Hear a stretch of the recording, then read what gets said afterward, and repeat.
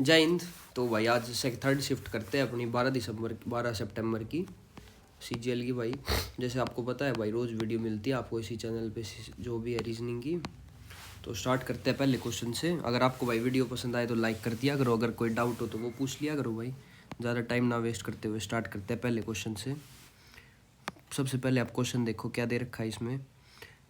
थोड़ा सा अच्छे से ध्यान दोगे तो जो सेकंड डिजिट है ना वो फर्स्ट नंबर पे आ रही है बार बार बार बार बार बार।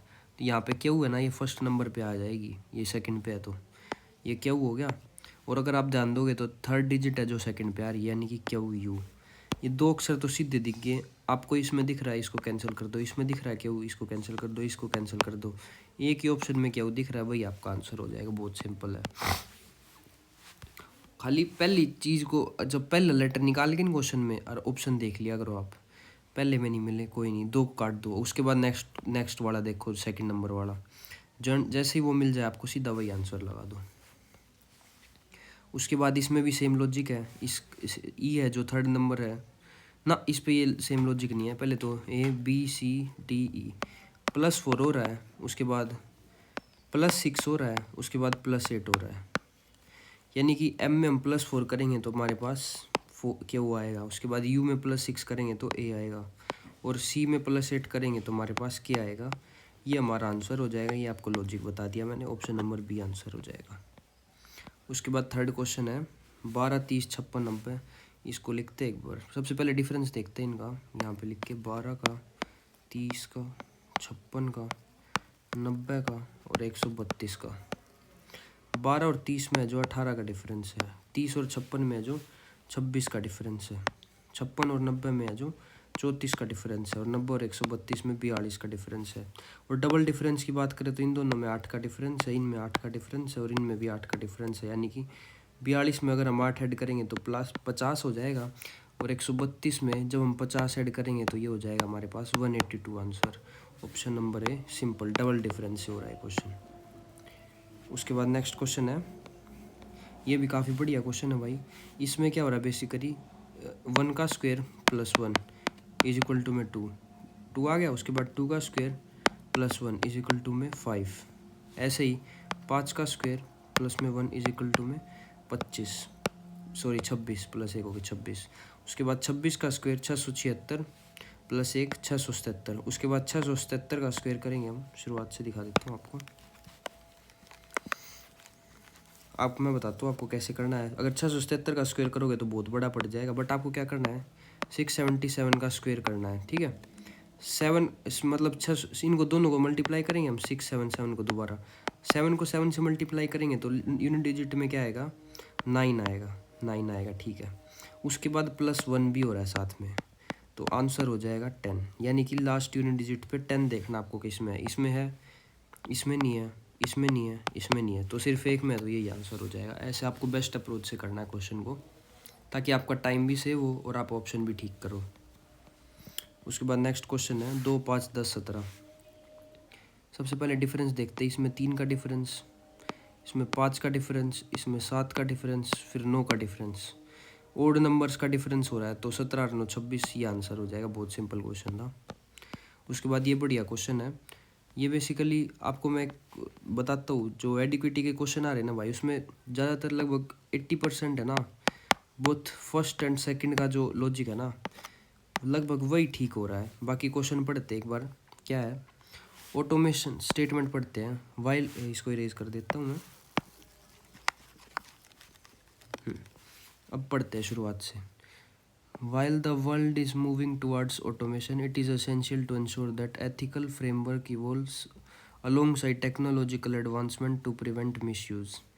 ठीक है, हिंदी में पढ़ लो आप, हिंदी में भी दे रखा है। उसके बाद assumptions देखनी है। Automation can lead to ethical dilemmas।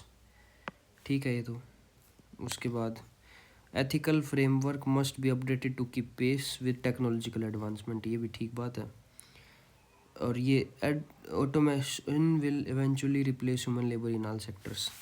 तो ये बात गलत है भाई। और ऐसा तो है नहीं कि भाई ऑटोमेशन है जो सारी ह्यूमन लेबर को ही रिमूव कर देगी या फिर रिप्लेस कर देगी, तो ये बात गलत हो जाएगी।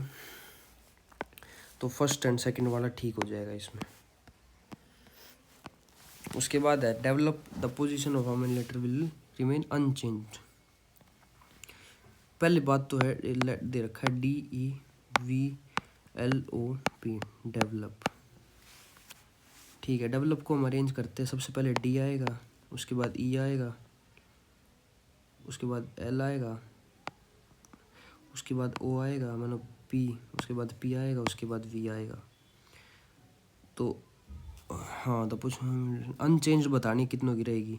तो D की अनचेंज्ड रहेगी, E की अनचेंज्ड रहेगी, इसकी नहीं रहेगी, इसकी नहीं रहेगी, इसकी नहीं रहेगी और इसकी नहीं रहेगी। तो D और E की पोजीशन अनचेंज्ड रहेगी। 2 ऑप्शन हो जाएगा सिंपल। उसके बाद नेक्स्ट क्वेश्चन है ये, आपको चलो करवा देता हूँ मैं क्वेश्चन आपको। सबसे पहले NO.45 ठीक है, पहले तो कंटिन्यू, इसके सिमिलर बताना है, इसको देखना आपको, इसके बराबर बताना आपको। ये तो पूरा गलत हो गया क्योंकि इसमें ये डंडा आ रहा था। फर्स्ट एवेन्यू, उसके बाद राजा, उसके बाद ये स्पेलिंग अलग है तो ये भी कैंसिल हो जाएगा। उसके बाद पहले वाला देखते हैं, TN 6028, इसमें भी भाई TN है, यहाँ पे TN है इसमें, बल्कि तमिलनाडु आना था यहाँ पे, तो ये भी क्रॉस हो जाएगा। बाकी एक ऑप्शन बची है, बिल्कुल एग्जैक्ट है इसके, और यही आंसर हो जाएगा। नया टाइप आने लगा है अभी पिछले साल से ही। From the given options find the word which can not be formed using the letter of the given form. ये देखना आपको इंटेलिजेंस से क्या फॉर्म नहीं हो सकता। सबसे पहले इनसाइड देखते हैं, INCITE, ये तो हो जाएगा। उसके बाद जेंटल देखते हैं, GENTL, ये भी हो जाएगा। उसके बाद नेगलेक्ट की बात करें तो NEGLECT, ये भी हो जाएगा। कैंसिल की बात करें तो हम, इंटेलिजेंस में 2 C दिख रहे हैं आपको, तो 2 C तो नहीं है इसमें, और इसमें 2 C है तो इसमें नहीं होगा, और यही आंसर हो जाएगा। उसके बाद है सिटिंग अरेंजमेंट का क्वेश्चन। 8 पर्सन है, 8 आदमी है जो सर्कुलर उसमें बैठे हैं, सर्कुलर अरेंजमेंट में। C सेकंड राइट ऑफ ए, ये मान लेते हैं हम A हो गया, और A के सेकंड राइट में है 1 2, ये C हो गया। उसके बाद B है जो इमीडिएट राइट है A के, ठीक है। उसके बाद है, उसके बाद F is immediate left of E, ये अभी रन देते हैं। आगे देखते हैं, B is immediate right of A तो हो गया। उसके बाद G is immediate left of D, ये रहता है। E है जो अपोजिट है C के, ये C हो गया तो इधर E हो जाएगा, ये E हो गया। उसके बाद ठीक है, E is opposite to C, ये भी हो गया। E के लेफ्ट में जो वो है F, ये F हो गया, ठीक है, ये भी डन हो गया। G is immediate left of D, G है जो इमीडिएट लेफ्ट है, C second right of E is opposite to C, F is immediate left of E। उसके बाद है G is immediate left of D, ये इधर D हो जाएगा और इधर G हो जाएगा। तो पूछा है राइट ऑफ D बताना है। राइट ऑफ D तो मतलब F हो जाएगा यहाँ पे, और यही ऑप्शन हो जाएगा अपना। सिंपल तो नहीं था ये वैसे, ठीक क्वेश्चन था, मतलब आपको थोड़ी प्रैक्टिस करोगे इस टाइप के क्वेश्चंस की तो हो जाएगा। उसके बाद कंट्री को लिखा जाता है ऐसे, COUNTRY को लिखा जाता है F, उसके बाद RX, एक सेकेंड,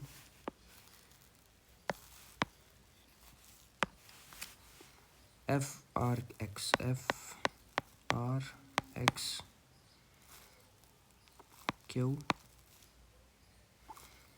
QWB, यानी कि +3 हो रहा है सब में, A to Z सारे लेटर्स में +3 हो रहा है आपको। तो उसके बाद एग्जामाइन को बताना हमें क्या लिखा जाएगा, EXAMINE। एग्जामाइन में अगर हम +3 करेंगे तो आपको बताना है इसका क्या आंसर होगा, बहुत आसान है। उसके बाद है किटकैट को, है जो किटकैट को लिखा जाता है कैट और टिक, कैट और टिक, यानी कि ये वाला है जो, इसको यहाँ पे लिख दिया यूं का यूं, और किट को है जो इसको उल्टा करके यहाँ पे लिख दिया है। तो ऐसे ही पेन टॉप को लिख देंगे हम। पेन टॉप की बात करें तो PENTOP, टॉप को सीधा लिखेंगे इधर और इसको उल्टा कर देंगे, यानी कि टॉप नैप। ये आंसर हो जाएगा ऑप्शन नंबर बी। उसके बाद नेक्स्ट क्वेश्चन है, इसमें से ओड वन आउट बताना हमें। ये 1 2 3 ठीक है, 4 5 6 ठीक है, 7 8 9 ठीक है। उसके बाद 10 11 12 आना था, बट यहाँ पे दे रखा है 10 9 8, तो यही अलग हो जाएगा, इजी था। उसके बाद हमें बताना है ट्रस्ट लॉजिक बिल्ड ड्रीम, नहीं, हमें बताना है बिल्ड स्किल लॉजिक ट्रस्ट को कैसे लिखा जाएगा। बिल्ड कहाँ पे है पहले तो आपको ये देखना है। इसमें क्या कॉमन है, ड्रीम कॉमन है, ड्रीम कॉमन है, यानी कि TRQ को आप सीधा काट दो, इसका कोई काम नहीं है। उसके बाद है फोकस, फोकस कॉमन, इधर फोकस और इधर भी फोकस। फोकस की बात करें तो मैक्सएनजी है, इसका भी हमें कोई काम नहीं, इसको भी काट दो, डन। उसके बाद बिल्ड स्किल, बिल्ड और बिल्ड का हमें ज़रूरत है, तो बिल्ड इसमें और इसमें देखना में क्या कॉमन है, HMD और CLV, यानी कि CLV हो गया पहले तो बिल्ड का। उसके बाद स्किल का देखना में CLV, उसके बाद HMD हो गया, HMD होगा। उसके बाद लॉजिक का देखना, लॉजिक है CLV। लॉजिक की बात करें तो हम JKP हो जाएगा, ये यहाँ और यहाँ JKP। उसके बाद आपको ऑप्शन में देखना है CLV HMD और JKP। CLV HMD JKP और XNJ फर्स्ट ऑप्शन में ही है, बाकी किसी में नहीं है, तो यही आंसर हो जाएगा। इसको आपको या तो 10th क्लास में था ये, तो करवाता हूँ ये भी क्वेश्चन में आपको। x + 2y को लिखा जाता है 14,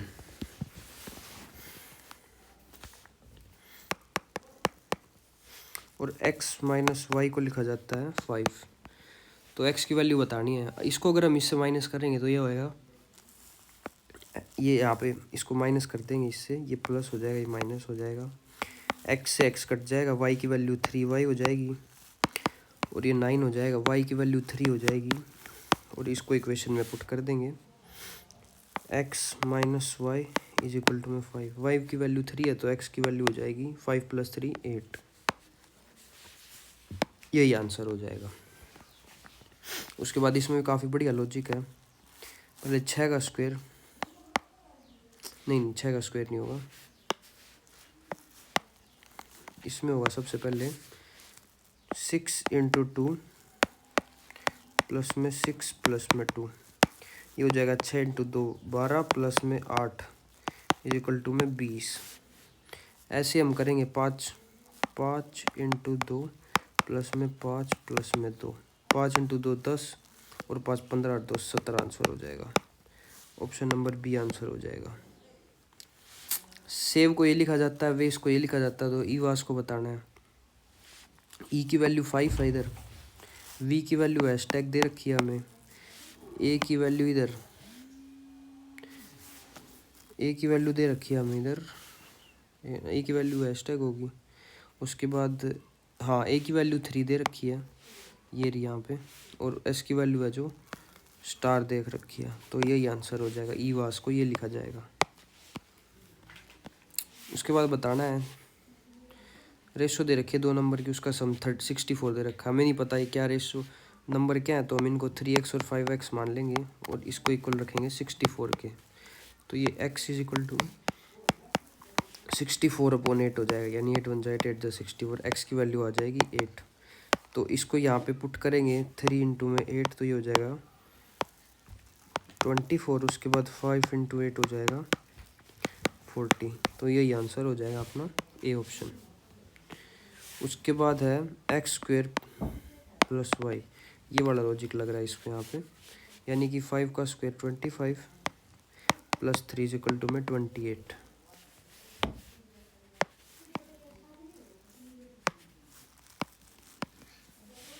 ऐसे ही 4 का स्क्वायर 4 4 का स्क्वायर 16 प्लस में 2 = में 18। एक ठीक है ये भी। उसके बाद इसको पूरे को रिवाइज करते हैं एक बार हम।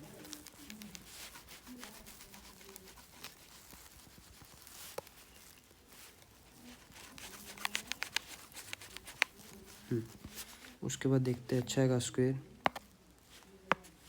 6 का स्क्वायर प्लस में 4 यानी कि 36 प्लस में 4 40 हो जाएगा, ए ऑप्शन।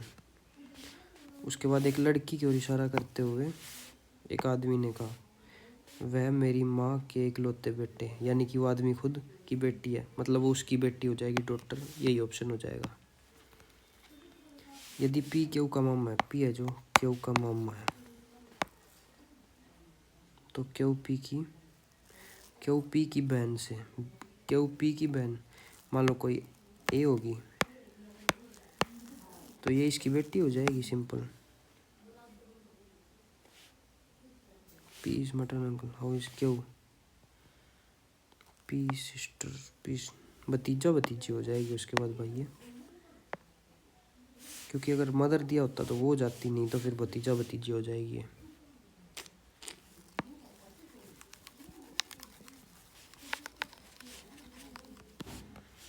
उसके बाद है इसमें आफ्टर इंटरचेंजिंग प्लस मल्टीप्लाई, ये ठीक है।